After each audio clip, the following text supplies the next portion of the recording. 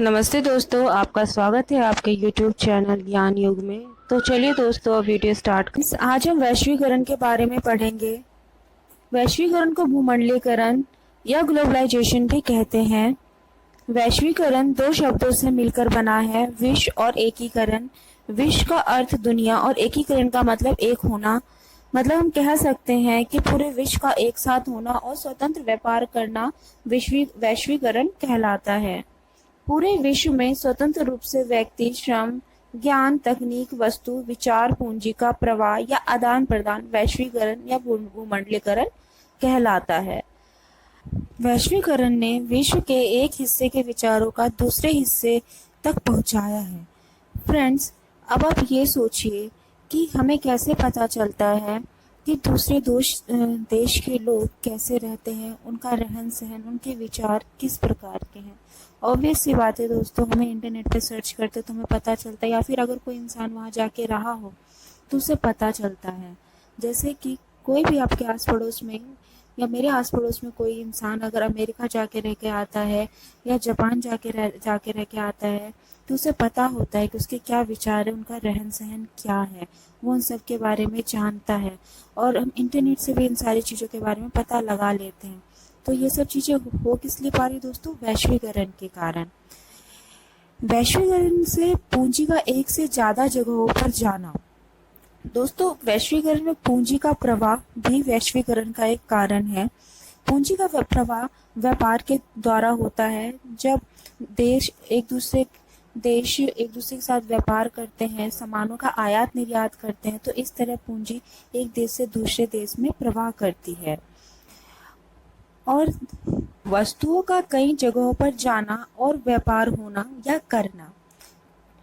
अब दोस्तों, आप सोचिए कि आप मार्केट में जाते हैं, आपको बहुत तरह के खिलौने मिलते हैं कुछ, और उनमें लिखा होता है मेड इन चाइना। तो दोस्तों सोचिए कि ये चाइना की बनी चीज़ें हमारी इंडिया में कैसे आती हैं। तो दोस्तों, ये ऑब्वियस सी बात है, व्यापार के द्वारा आती है। हम वहाँ से सामानों को इंपोर्ट करते हैं, तब वो आती है। तो इसी तरीके से वस्तुओं का एक स्थान से, एक जगह से दूसरी जगह पे ले जाया जाता है व्यापार करने के लिए। हमारे इंडिया की भी चीज़ें दूसरे देशों में व्यापार के लिए जाती हैं। एंड बेहतर आजीविका के लिए दुनिया के विभिन्न हिस्सों में आवाजाही होना है। दोस्तों, मैंने ऊपर श्रम के प्रवाह के बारे में बात की थी कि श्रम का प्रवाह है कि इंसान, आदमी अच्छे पैसे कमाने के लिए, अच्छे वेतन के लिए, आजीविका के लिए दुनिया के विभिन्न हिस्सों में जाता है, वहाँ पे कमाता है और इसके लिए वो आवाजाही करता है। तो इस तरह श्रम का प्रवाह होता है। तो आई होप दोस्तों अब आपको समझ में आ गया होगा कि पूरे विश्व में वस्तु, पूंजी, श्रम और विचारों का प्रभाव किस प्रकार से होता है। और फ्रेंड, यहाँ मैं आपको एक बात और बताना चाहूँगी कि वैश्वीकरण का जो ये दौर है, ये 1990 की दशक में पूरे विश्व में फैल चुका था और धीरे धीरे इसका प्रभाव बढ़ता ही जा रहा है। और संचार ने इसमें क्रांति ला दी है। संचार का मतलब कम्युनिकेशन, जैसे कि इंटरनेट ने, Doordarshan, TV, mobile phone, newspaper, इन सारी चीज़ों ने इसमें क्रांति ला दी है, जिससे कि सूचनाओं का आसार विचार बहुत तेज़ी से हो रहा है और हम और पूरी दुनिया इससे बहुत प्रभावित हो रही है। तो चलिए दोस्तों, अब वैश्वीकरण की विशेषताओं पर चर्चा करते हैं। वैश्वीकरण देशों के मध्य बातचीत और एकीकरण की एक प्रक्रिया है। यह विभिन्न देशों के लोगों, कंपनियों और सरकारों के बीच बातचीत कर व्यापार को बढ़ावा देती है और एकीकरण करती है, जिससे कि व्यापार बढ़ सके और उसे प्रोत्साहन मिले। इसलिए यह देशों के मध्य बातचीत और एकीकरण की एक प्रक्रिया है। इसका मेन उद्देश्य व्यापार करना है। जैसे कि वैश्वीकरण ने पूरी अर्थव्यवस्था को, पूरे देश को एक बाजार बना दिया है। बाजार का मतलब है बाजार में व्यापार करना और ज़्यादा से ज़्यादा पैसे अर्न करना। और इससे पता चलता है कि वैश्वीकरण एक तरह से पूंजीवादी व्यवस्था का समर्थक है, वो इसका समर्थन करता है और एमएनसी कंपनी को प्रोत्साहन देता है। इससे प्रतिभा पलायन होती है। प्रतिभा पलायन से मतलब है कि किसी भी देश का इंसान जिसमें टैलेंट है, पर उसे उस देश में उसने उस टैलेंट के अकॉर्डिंग उतना वेतन, उतना पैसा नहीं मिलता है, तो वो व्यक्ति दूसरे देश में जाता है, वहाँ पे कमाता है और अच्छी खासी इनकम गेन करता है। जिसके इसे हम सकारात्मक भी कह सकते हैं और नकारात्मक भी कह सकते हैं। सकारात्मक इसलिए कि मान लीजिए अगर मेरा देश विकसित है तो दूसरे देश के प्रतिभाशाली लोग हमारे देश में आएंगे। पर नेगेटिव पॉइंट ये है, किसी तरह से अगर हमारे देश में उसे उतना वेतन या उतनी सहूलियत ना मिले तो वो दूसरे देश में पलायन कर सकता है। कंपटीशन का बढ़ना। फ्रेंड्स, वैश्वीकरण का मेन उद्देश्य व्यापार करना है, बाजारीकरण को प्रोत्साहन देना है। तो दोस्तों, इससे क्या होता है कि बहुत सारे व्यापार हमारे देश में आ जाते हैं और जिससे कि बहुत सारा व्यापार होने की वजह से व्यापारियों के बीच में कंपटीशन हो जाता है और इस तरीके से हमारे उपभोक्ताओं के पास बहुत सारे ऑप्शन होते हैं, चॉइस होते हैं। तो ये भी एक इसकी विशेषता है कि वैश्वीकरण ने चॉइस बढ़ा दी है, कंपटीशन बढ़ा दिया है और व्यवसाय अथवा व्यापारिक संबंधी अवरोधों में कमी हुई है।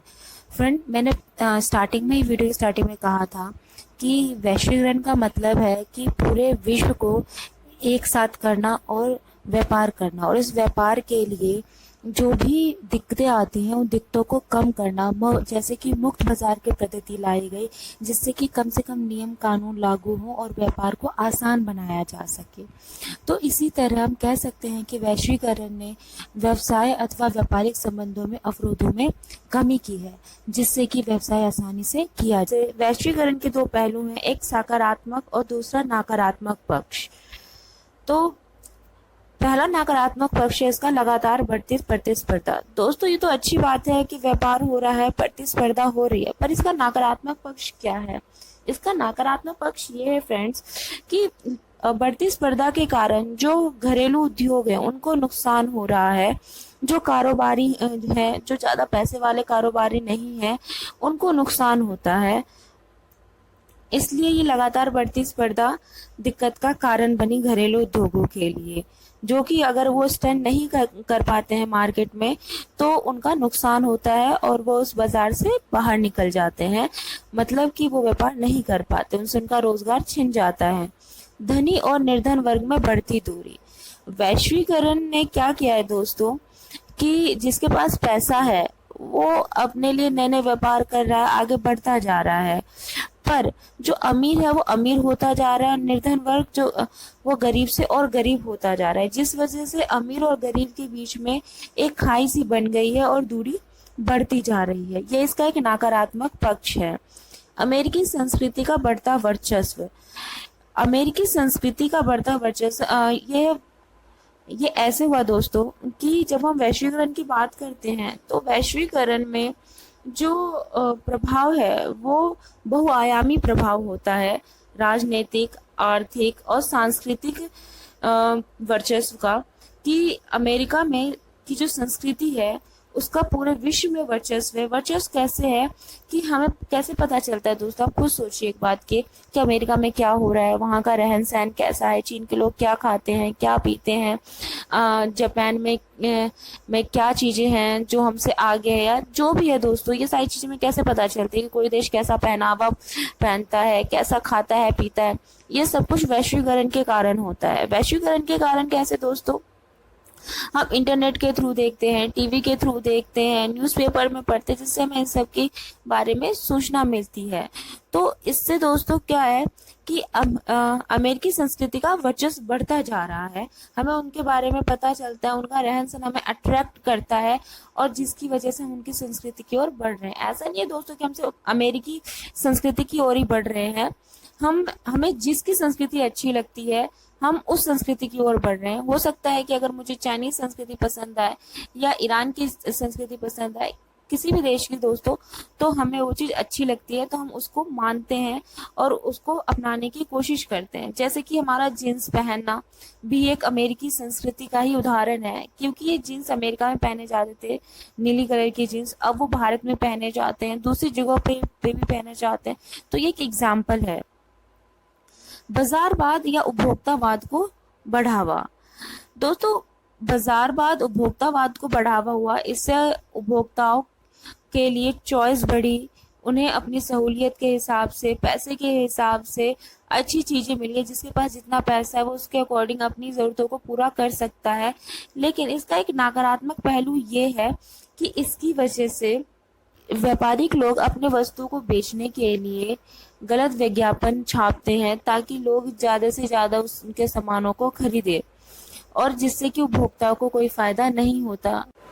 हम बाज़ार में बहुत सी ऐसी चीज़ें देख लेते हैं जिसकी हमें ज़रूरत नहीं होती है, पर हम अनायास ही उसे खरीद लेते हैं, पर उसका बाद में कोई काम नहीं होता। इसमें से हमारे पैसों की बर्बादी होती है। पर दोस्तों, वो हमें अच्छा लगता है इसलिए हम खरीद लेते हैं। तो ये भी इसका एक नकारात्मक पक्ष है। फ्रेंड्स, इसमें हमने राज्य के सकारात्मक पक्ष। राज्य के पास उन्नत प्रौद्योगिकी है। जब से वैश्वीकरण आया है फ्रेंड, तब से हमारे देश में या हमारे देश से दूसरे देश में उन्नत प्रौद्योगिकी का आदान प्रदान हुआ है। इससे हमें उन्नत प्रौद्योगिकी मिली है। वैश्वीकरण से आर्थिक विकास और समृद्धि दर बढ़ गई है। दोस्तों, ये बढ़ी कैसे? बाहर देश की कंपनियां हमारे देश में आई, उन्होंने अपनी कंपनी स्थापित की, इससे रोजगार बढ़ा।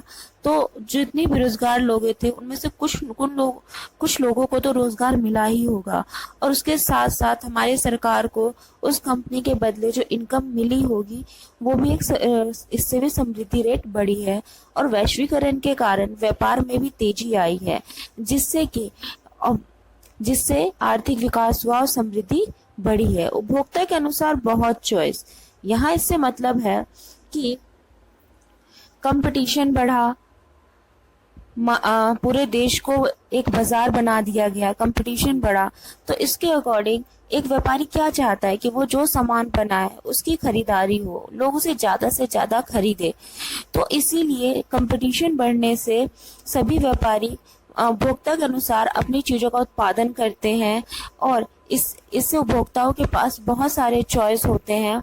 यहाँ तक कि साबुन, शैम्पू, कपड़े, टूथब्रश, पेस्ट, ये सारी चीज़ें जो हैं वो हर कंपनी के मिल जाएंगे। जापान, इंडिया, अमेरिका, इन सब के देशों से बने हुए हमारे देश में आते हैं, और वो हम पे डिपेंड करता है कि हम कौन सा यूज़ करना चाहते हैं। हम अपने पैसों के सहूलियत के हिसाब से उन चीज़ों का चयन करते हैं और फिर हम उन्हें खरीदते हैं। तो इसमें उपभोक्ता के अनुसार बहुत सारे चॉइस होते हैं कि उपभोक्ता अपने अनुसार किसी भी चीज़ को खरीद सकता है और उसको अपने अनुसार वो चीज़ें मिल जाएंगी।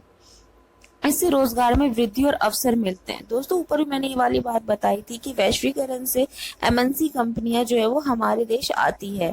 इससे रोजगार बढ़ती है और युवाओं को नए अवसर प्रदान होते हैं और आर्थिक विकास तो होता ही है। वैश्वीकरण ने पूरे विश्व को एक साथ जोड़ा है।